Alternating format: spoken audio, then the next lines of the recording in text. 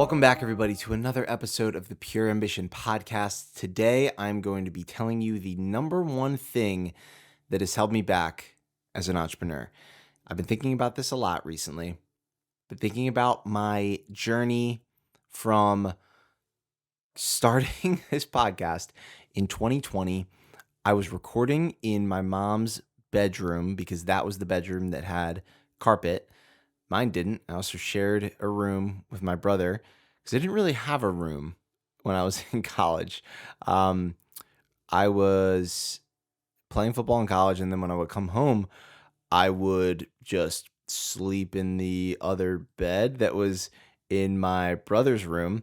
It was really just my homestay place for when I was home for the summer and when I was home for winter breaks and things like that, because we were moving around a lot. I think we moved around almost every year I was in college. We were moving, which was wild. But nonetheless, I didn't really have my own space. So I was just working from the kitchen countertop or the dining room, recording podcasts in the closet or in my mom's bedroom. So I'm thinking back to 2020 when I first started, and it's been a crazy journey since then. A lot of lessons that have been learned. And I was actually talking to my friend this morning about those lessons just coming through action. And you can't level up, you can't grow unless you go through those growing pain phases, because that's where the learning is. You learn so much more from when you fail or when you make a mistake or when the outcome is just isn't what you want than you do from when you succeed. I mean, yes, you get those positive reinforcements, those positive feedback loops, and you know what to do more of, and inherently you know what to do less of.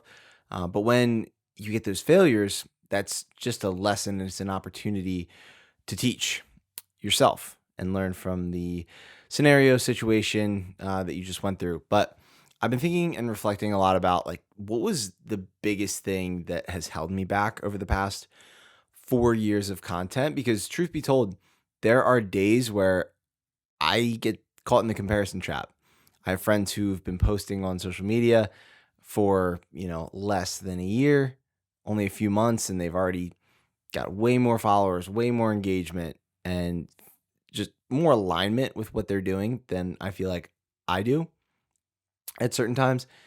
And comparison is not the number one thing that has held me back the most. It's certainly up there. It's certainly one of the things that has held me back from getting to ultimately where I would like to be and on the path that I'm going.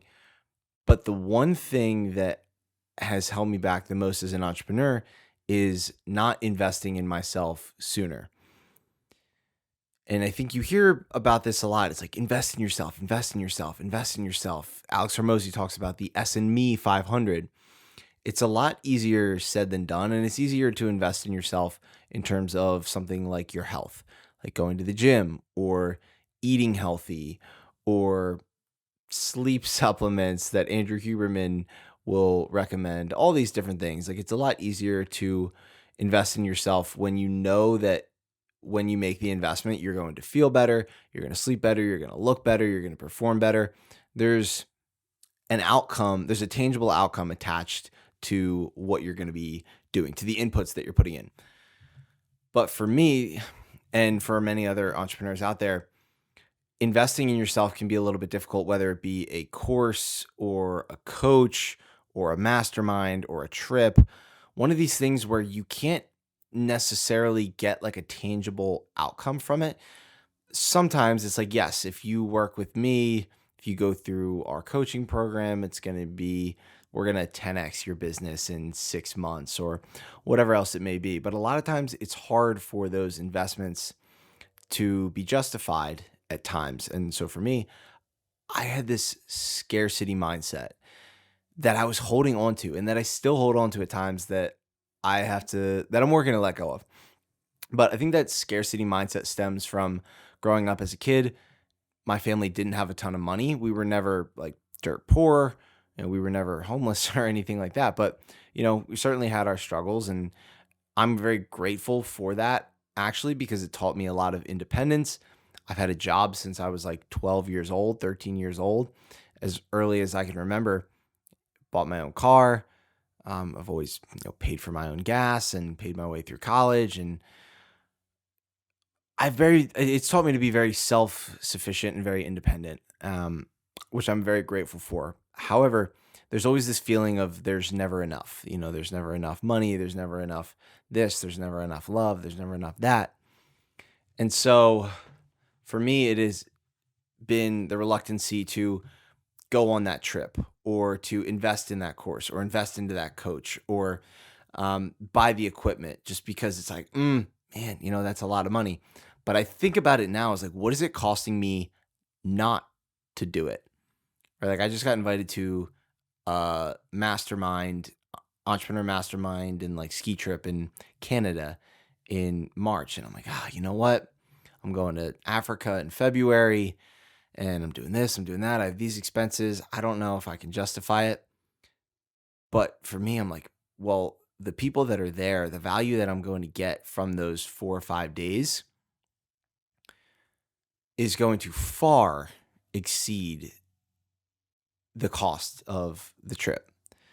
And so I've been listening to my gut. The way I like to make decisions is I will listen to my initial reaction, I'll think about it, and I'll meditate on it. I'll sit on it for 24 hours, and then I'll come back to it. And if I still feel like in my heart, if in my gut, that God's telling me that I need to go that direction or that I need to make that decision, I need to pull the trigger, I need to do that thing, then I'll go and do it. Otherwise, if I don't feel 100% confident, then I usually don't do it. And this might not be the best framework for decision making because there also are a lot of things that I do where I'm like, yeah, you know what? I'm not super confident in this, but I'm going to go and I'm going to do it anyway.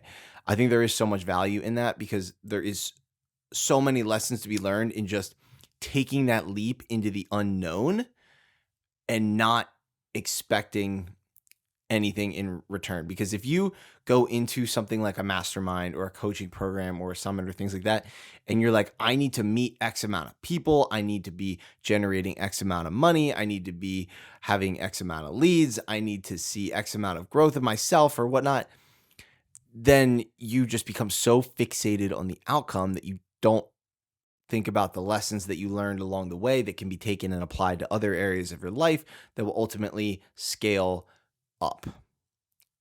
So when I think about these things, I put off even something simple as like buying a microphone, which was like $50 the first one I bought. Actually, it's this one right here. This was $45 that I bought on Facebook Marketplace. I actually have a new nice microphone over there, but I don't have the stand yet. So it's still sitting in the box. So last one with the old Blue Yeti here. But every time that I've invested into myself, whether it be even just like a book or a course or like a mastermind or a trip or something, like you never do it and be like, man, actually, no, that's not true. Because I've invested in some courses that I'm like, man, I probably wouldn't have invested that money again if it came back to it. But I don't regret it because it's building that muscle of learning to invest in yourself.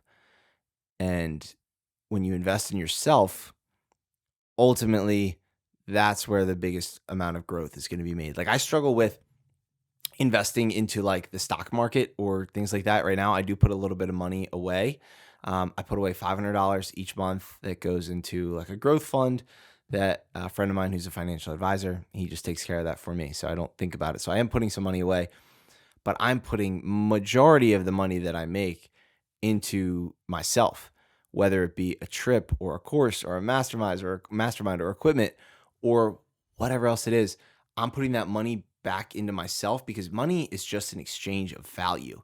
And when I have learned that, it has made me see it in a new way.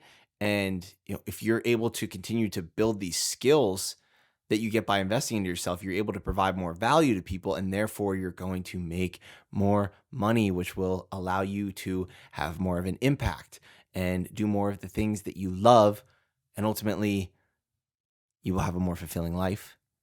You will be able to create more impact, and all will be somewhat well in the world. So I just think about what is the cost of not doing it, and that's regret. And I don't know about you guys, but I hate that word. It's my least favorite word in the English language, and it's not something that I want to look back on and have any of. Like, I don't want to have any regrets. Good, bad, whatever. So, if I was to sum it all up, if you haven't taken the main point away from this, invest in yourself. And if you're reluctant to do so, start with the little things like investing in your health and buying organic grass-fed groceries and meats and fruits and vegetables and things like that you're going to feel better, that thus you're going to look better, you're going to perform better, and that's going to allow you to show up better in other areas of your life. It's investing in a personal trainer. If you're trying to lose 20 pounds, what is it costing you not to invest in yourself? We pay for things in two ways, either with money or with time. And if I can save myself some time and get the thing I need now that's going to help accelerate my growth, I'm going to do it. So start small with investing into yourself. It might be a book. It might be a trip. It might be a coach. It might be a trainer. You're going to build that habit so that you can continue to invest in yourself and continue to grow so that you can ultimately fulfill your mission, feed your ambitions, and create more impact and spread more love in this world. So I hope you guys took something away from this. I know I've been rambling a little bit, but the number one thing that has held me back is investing in myself. And I want to save you guys from making the same mistake. So if you feel called to buy something, invest in something, take action on anything, go for it, do it. You'll never regret it, but you will regret if you don't do it. If you guys enjoyed this video, please like it, subscribe to the channel so that you never miss another episode that we put out. And if you're listening on Spotify, Apple, or one of the other podcasts, if you could take a second to leave a 5-star rating and review, I would really appreciate it. Both of these help the show grow tremendously so that we can reach and impact more people. Love you guys. Thank you much as always for checking this channel out, and I will see you in the next one. Peace. Thank you guys so much for tuning into today's episode. I wanted to give you all a heads up too that I launched a free community on the Upspace app where you can join, ask me questions, connect with like-minded individuals, follow my 4-week running and strength training program that has some dedicated mobility sessions in there as well, so that we can all optimize our health and fitness together. So if you're interested, head over to the App Store, download the Upspace app, and join the Pure Ambition community today. Love you guys, and I'll see you in the next one. Peace.